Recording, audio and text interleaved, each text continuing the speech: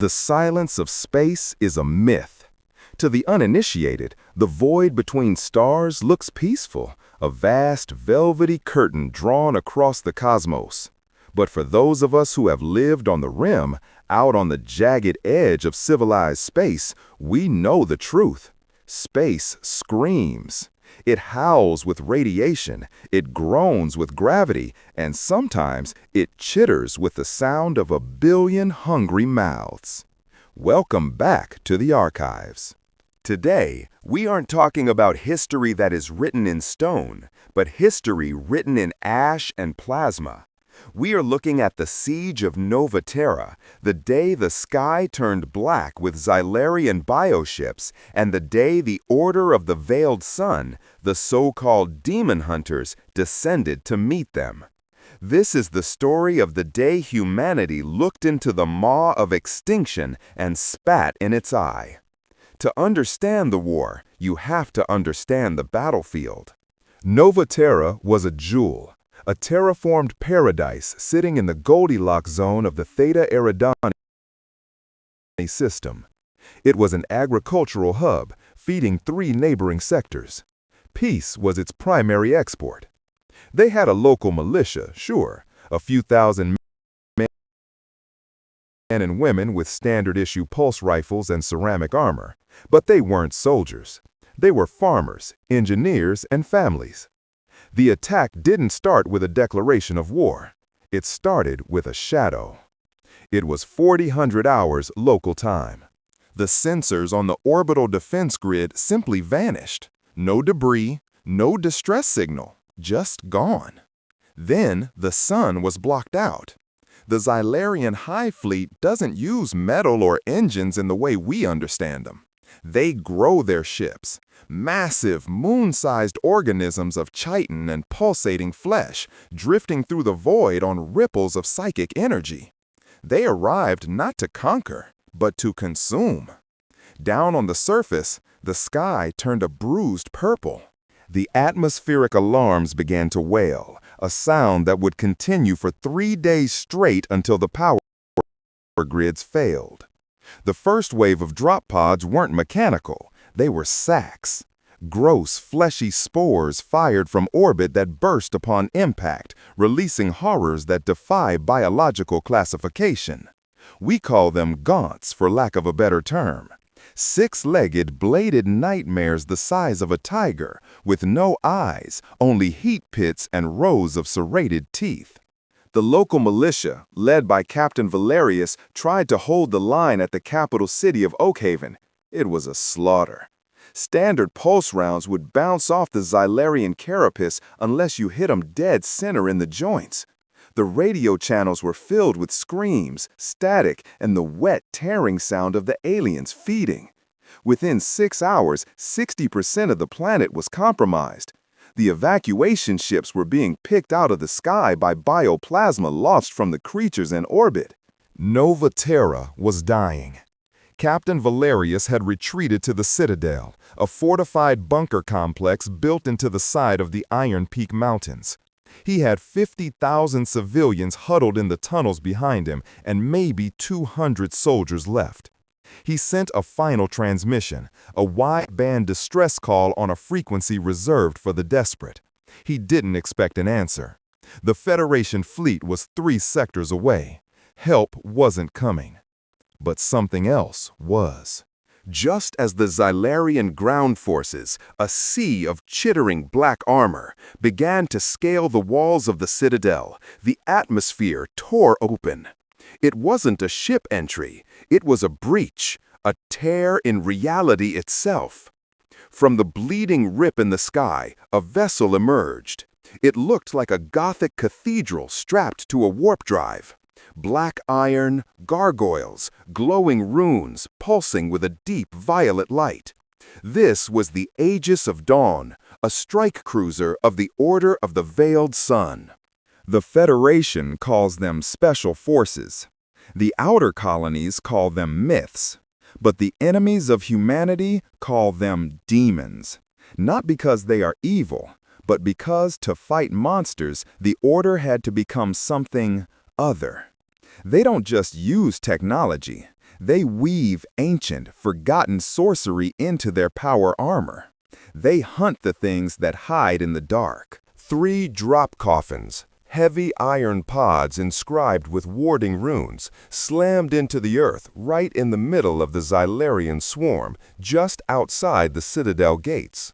The impact shockwave liquefied 100 aliens instantly. The dust settled, and the silence that followed was heavier than the gunfire. The pods hissed open. Stepping out of the center pod was Commander Kalen. Standing 7 feet tall in power armor that seemed to absorb the light around it, he looked less like a soldier and more like a statue of war brought to life. In his right hand, he held Requiem, a greatsword wreathed in crackling void energy. In his left, a stormbolter the size of a motorcycle engine. Flanking him were his lieutenants. On the left, Vex, a heavy weapons specialist whose armor was twice as thick, carrying a rotary cannon that fired explosive rune-etched shells. On the right, Ilara, a mystic sniper, her cloak shimmering with active camouflage, her rifle humming with a high-pitched whine. The Xylarians paused. The hive mind that controlled them seemed to hesitate, sensing a predator that wasn't prey. Then, with a collective shriek that shattered glass in the citadel windows, the swarm charged. Thousands of them. A tidal wave of claws and acid. Kalen didn't yell a battle cry. He didn't give a speech. He simply leveled his sword and whispered a single command over the comms. Purge. The battle that followed was not a fight. It was a collision of eras. Vex's rotary cannon spun up, unleashing a torrent of explosive fire. Every round that hit a Xylarian didn't just explode. It ignited a spiritual fire, burning the psychic link that connected the drone to the hive mind. The aliens flailed, confused and burning, before being trampled by their own kind. Ilara moved like a ghost. She didn't fire rapidly. She fired rhythmically. 1 shot, 1 dead leader beast. She was picking off the synapse creatures, the officers of the swarm. Her bullets passed through cover, guided by her mind, striking the vital organs of beasts she couldn't even see with her eyes. But Kalen? Kalen was the storm. He waded into the sea of monsters. His sword, Requiem, was a blur of violet light. It didn't just cut flesh, it severed gravity. A swing of the blade sent shockwaves that crushed the exoskeletons of anything within 10 feet. He was a whirlwind of violence, moving faster than a man in half a ton of armor should ever move. Inside the citadel, Captain Valerius and his battered militia watched on the monitors in stunned silence. They saw 3 warriors holding back an army. They saw the legends of the demon hunters unfolding in real time.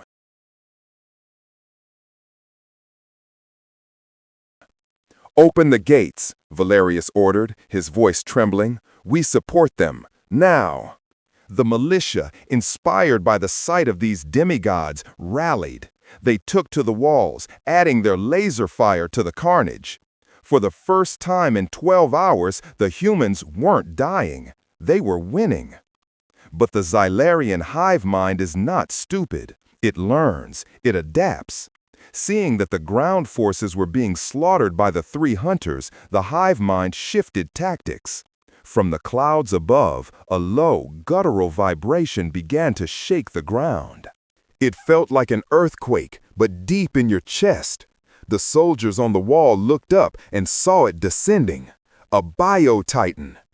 Imagine a spider the size of a skyscraper, but made of bone and muscle, dripping with corrosive slime. Its legs impaled the earth, crushing tanks like soda cans. It towered over the citadel, its multiple eyes glowing with a malevolent green intelligence. "Target identified," Vex grunted over the comms, reloading his cannon. "High threat classification. Voidbreaker class." "Ilara," Kalen's voice was calm, "can you pierce its hide? "Negative, Commander," she replied, her voice echoing slightly as if she were speaking from two places at once. "The kinetic shielding is biological. It regenerates faster than I can damage it. We need a payload delivery to the core." The core. The Titan's heart, buried deep within its chest cavity, protected by layers of bone and muscle. "Cover me," Kalen said. "Commander," Vex warned, "that's suicide. If you get that close, the psychic backlash alone will boil your brain." "Then it will be a glorious death," Kalen replied. "For the Order." "For the Veiled Sun," his squadmates responded in unison. This is where the story shifts from a battle to a mythic struggle. Kalen engaged his jump pack. Blue flames erupted from the back of his armor, launching him into the air in a parabolic arc toward the Titan. The Titan saw him coming. It unleashed a torrent of bioplasma, superheated acid capable of melting starship hulls. Kalen didn't dodge. He activated his void shield. A bubble of absolute darkness formed around him. The acid struck the darkness and vanished, shunted into another dimension. But the strain was immense. Inside the suit, Kalen's nose began to bleed. The runes on his armor glowed so bright they began to sear the paint off his plating. He landed on the Titan's leg, digging his sword into the chitin to anchor himself. The beast thrashed, trying to shake off the flea that had landed on it. But this flea was a demon hunter. Kalen began to run, sprinting up the vertical leg of the creature, dodging parasite drones that crawled out of the Titan's pores to intercept him. Down below, Vex and Ilara went to work. Vex unleashed his entire payload, not at the Titan, but at its eyes, blinding it, drawing its attention. Ilara chanted a spell of binding, firing shots that pinned the Titan's smaller limbs to its main body, restricting its movement. They were buying Kalen seconds, and seconds were all he needed. Kalen reached the chest cavity. The heat was unbearable. The smell was of rotting meat and sulfur. He stood before the main carapace protecting the heart. It was thick, harder than diamond. He keyed his comms. "Valerius, if you can hear me, get your people down. Brace for impact." In the Citadel, Valerius didn't hesitate. "Take cover! Everyone down!" Kalen sheathed his sword. He didn't need a blade for this. He needed the demon. He reached up and removed the limiter seals on his armor. The safety protocols disengaged. The reactor on his back whined to a pitch that only dogs could hear. He channeled every ounce of void energy he possessed into his gauntlets. His hands began to burn with black fire. "By the blood of the stars!" Kalen roared, slamming his fists into the Titan's chest. It wasn't an explosion, it was an implosion. The void energy ate the matter. It consumed the bone, the muscle, the flesh. It created a black hole the size of a basketball right in the center of the Titan's chest. The massive creature froze. It let out a psychic scream that knocked every human in the Citadel unconscious for a full minute. Then it collapsed. The mountain of flesh crashed into the valley floor, the shockwave shattering windows 10 miles away. Silence returned to Nova Terra. When Valerius woke up, the sky was clearing. The Xylarian ships in orbit, sensing the death of their prime conduit, had retreated. The swarm on the ground, disconnected from the hive mind, became feral, unorganized animals, easily dispatched by the remaining militia. Valerius stumbled out of the Citadel gates, flanked by his medics. They ran toward the fallen Titan. There, amidst the smoking ruin of the beast's chest, they found him. Kalen was on his knees. His armor was gray. The black paint burned away completely. Smoke curled from the joints. He wasn't moving. "Is he?" a medic whispered. Vex and Ilara walked up, their weapons lowered. Vex reached down and placed a hand on the commander's shoulder. Kalen's helmet hissed, the seals cracked. He slowly turned his head. The lenses of his helmet were dark, but the voice that came out was steady, if exhausted. "Status?" "Grid secure," Vex said. "Orbit is clear. The enemy has routed." Kalen nodded, a slow, heavy movement. He tried to stand, but his leg servo whined and failed. Vex caught him, effortlessly hoisting the massive commander up. "You pushed the void too hard, brother," Xylara said softly, looking at the scorched metal of his gauntlets. "The corruption, it will leave a mark." "Scars are the price of survival," Kalen grunted. Captain Valerius approached them, looking up at the giants. He looked at the dead Titan, then at the 3 warriors who had done the impossible. I don't know how to thank you," Valerius stammered. "You saved us. You saved everyone." Kalen looked down at the human captain.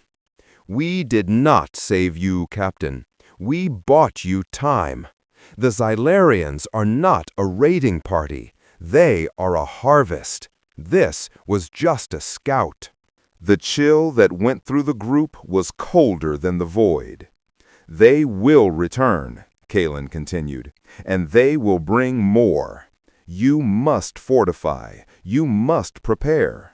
We will leave a beacon. When they return, so shall we." The hunters didn't stay for a parade. They didn't accept medals. Within the hour, their drop pods were recovered and they were back aboard the Aegis of Dawn. As quickly as the tear in the sky had opened, it closed, leaving Nova Terra scarred, battered, but alive. But the story doesn't end there, because Kalen was right. This is a war of attrition, a war between the biology of a devourer and the spirit of the defiant. Let's dig deeper into what happened in the aftermath, and specifically, let's talk about the corruption Xylara mentioned. You see, the Order of the Veiled Sun has a secret that the Federation tries very hard to keep buried. To fight the Xylarians, to fight entities that use psychic hive minds, you cannot just use bullets. You need to fight on the spiritual plane. The void energy Kaelen used isn't just a battery type. It's an extraction from a dimension of pure chaos. When a hunter taps into it, they are essentially opening a door in their own soul to let a little bit of hell flow through them. It gives them strength, speed, and the ability to shatter reality. But it comes with a cost. Every time they use it, they lose a little bit of their humanity. They become colder, distant. Eventually, if they use too much, they don't come back. They become what they hunt. That is why they are called demon hunters. Not just because they hunt demons, but because they are constantly hunting the demon inside themselves. Back on the Aegis of Dawn, Kalen sat in the meditation chamber. He was out of his armor now. His body was a tapestry of scars, both physical and arcane. His hands, the ones that had delivered the killing blow to the Titan, were trembling. The veins in his arms were black, pulsing with residual energy. Xylara entered the room. She didn't wear armor here. She wore the simple gray robes of the Order. She carried a bowl of water and a cloth. "The healers say your neural pathways are frayed," she said, sitting beside him. "You went to 110% output. The manual says death occurs at 105%. Kalen looked at his hands. The manual was written by men who haven't seen a hive fleet block out the sun. "It's getting worse, Kalen," she whispered. "I can feel it. The void calls to you. It wants you to stay on the other side." "And if I do?" Kalen asked, looking her in the eyes. "If I fall, Xylara, you know the protocol." Ilara's expression hardened. She touched the silver pistol at her belt. "I know. If you turn, I put the round right between your eyes, before the monster takes hold." "Good," Kalen said, closing his eyes. "Because the next time they come, I will have to go deeper." The Titan was a vanguard. The next wave will have a queen. This dynamic is what makes the space war so terrifying. It's not just about ships shooting lasers. It's about the cost of victory. The humans of Nova Terra looked up at the demon hunters as saviors, angels of steel. They didn't see the black veins. They didn't see the trembling hands. They didn't see that their saviors were slowly dying from the inside out just to keep the darkness at bay. Months passed on Nova Terra. The colony rebuilt. They took the carapace of the dead Titan and used it to reinforce the walls of the citadel, a grim trophy and a warning. Captain Valerius implemented mandatory drills. Farmers became soldiers. Children learned how to strip a rifle before they learned algebra. They knew the peace was temporary. And then the signal came, not from space, but from the deep-range buoys in the nebula. It was a heartbeat, a psychic pulse so strong it caused nosebleeds in half the population. The Xylarians were back, and Kalen was right. They didn't bring a scout force. They brought a world eater. The sky of Nova Terra didn't just turn purple this time, it turned black. A ship the size of a continent eclipsed the sun. It was the Hive Queen's flagship. It descended slowly, its gravity causing tides to rise and flood coastal cities. Valerius stood on the wall of the citadel, now reinforced with alien bone. He looked up at the end of the world. He keyed the beacon the hunters had left. "They are here," he said. "God help us."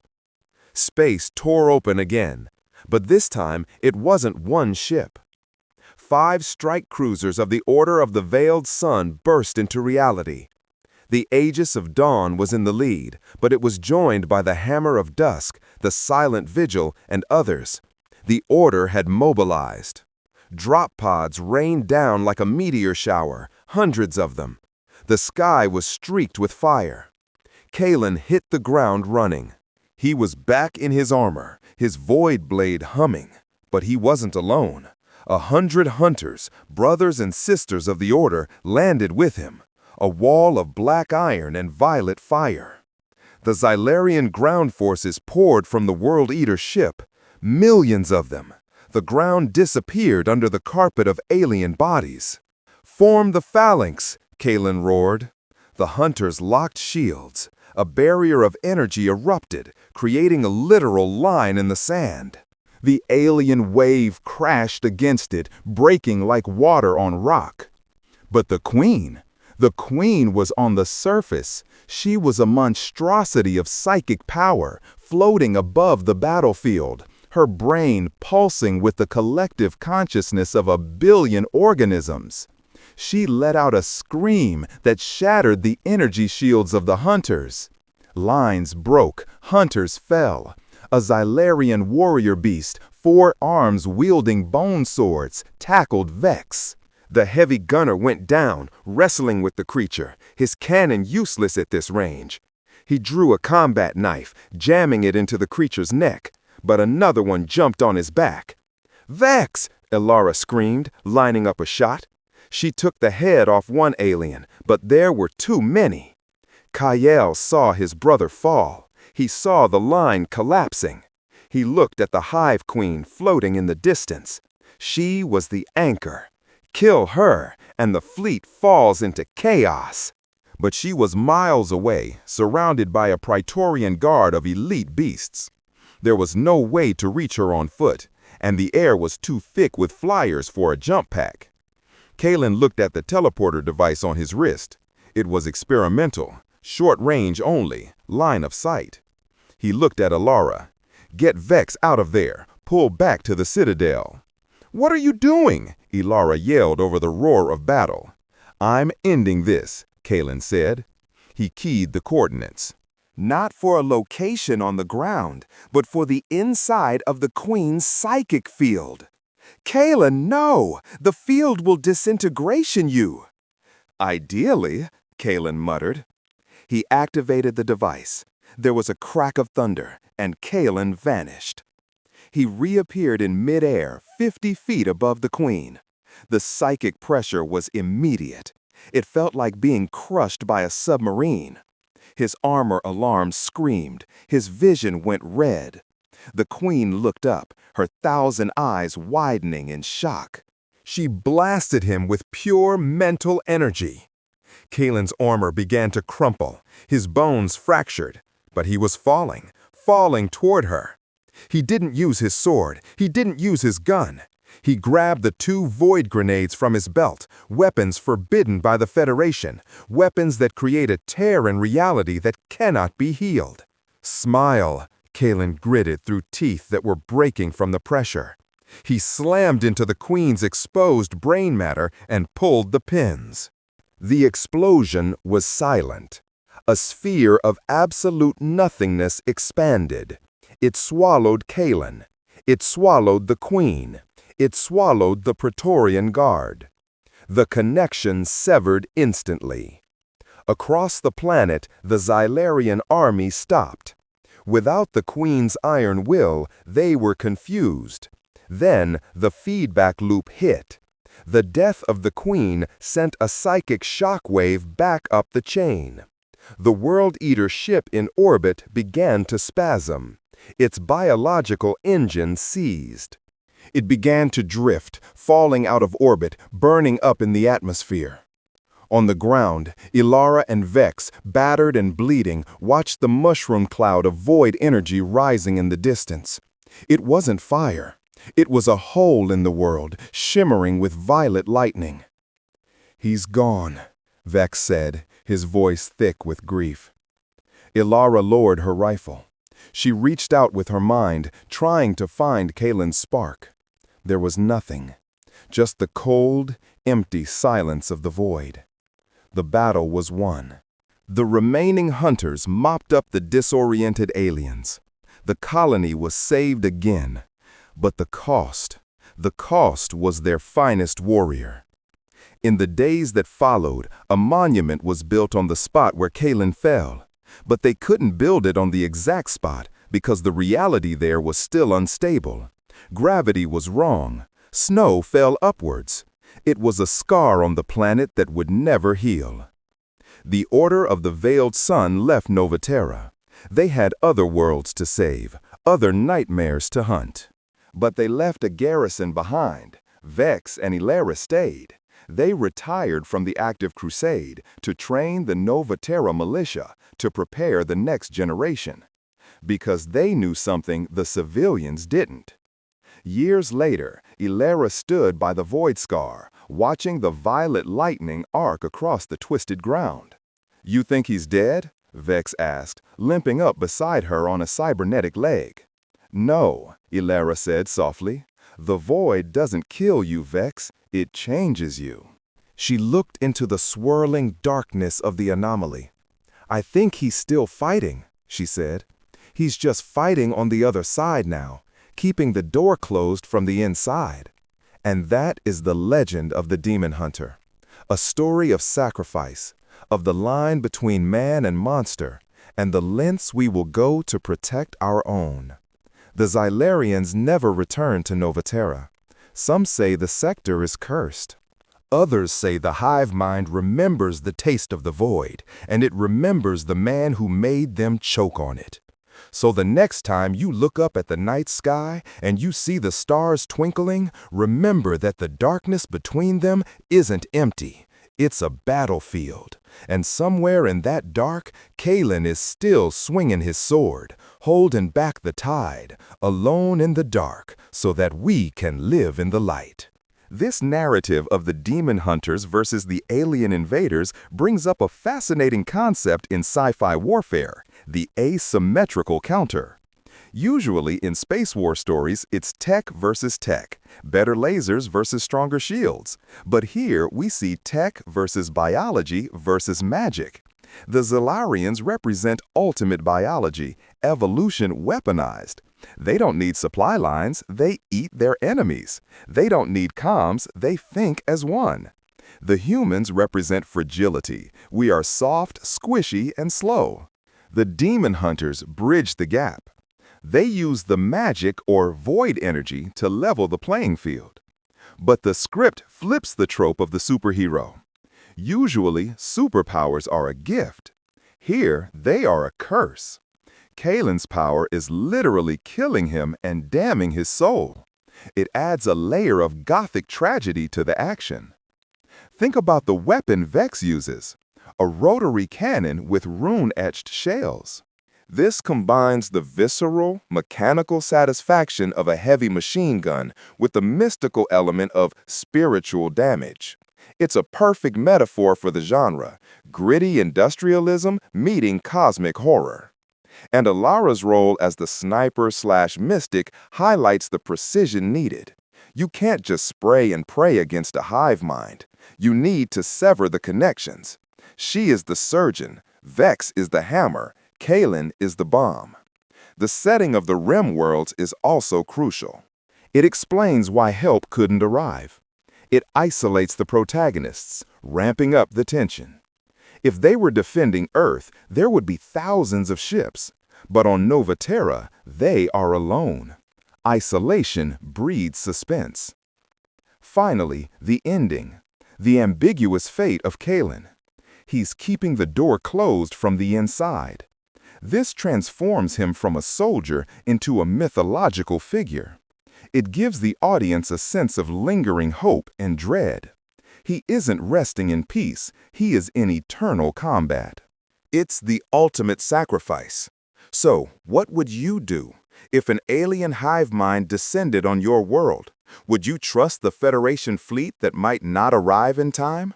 Or would you pray for the monsters in black armor, knowing that when they save you, they might leave a scar on your reality that never heals?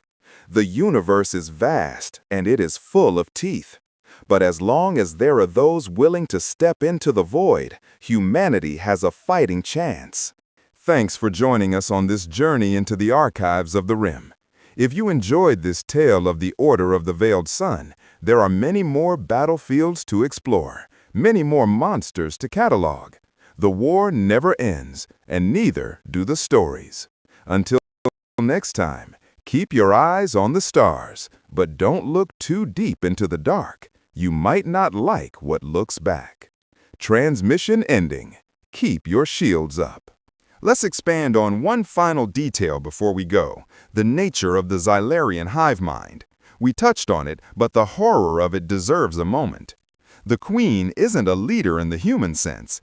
She is the brain, yes, but every single Xylarian drone, from the smallest scavenger to the massive Titan, is just a cell in her body. When Kalen fought them, he wasn't fighting an army. He was fighting a single entity with a billion limbs. Imagine fighting a boxer where every time you punch his arm, the arm grows teeth and tries to bite you. That is the Xylarian threat. That is why the void energy was necessary. You can't kill a single cell to stop an infection. You have to burn the infection out entirely. The void grenades Kalen used, those are strictly forbidden in Federation space. Why? Because they don't just destroy matter, they delete it. They remove the coordinates of that space from the universe's database. Using 2 of them inside a psychic field? That's like dividing by 0. The fact that the planet didn't implode is a miracle. Or perhaps it was Kalen's will holding it together for just a fraction of a second longer. It makes you wonder, what other forbidden weapons does the Order have locked away in the vaults of the Aegis of Dawn? What other horrors have they found in the dark that required such extreme measures? Perhaps that is a story for another day. A story about the things that even the demon hunters are afraid of. Stay safe out there. End of log.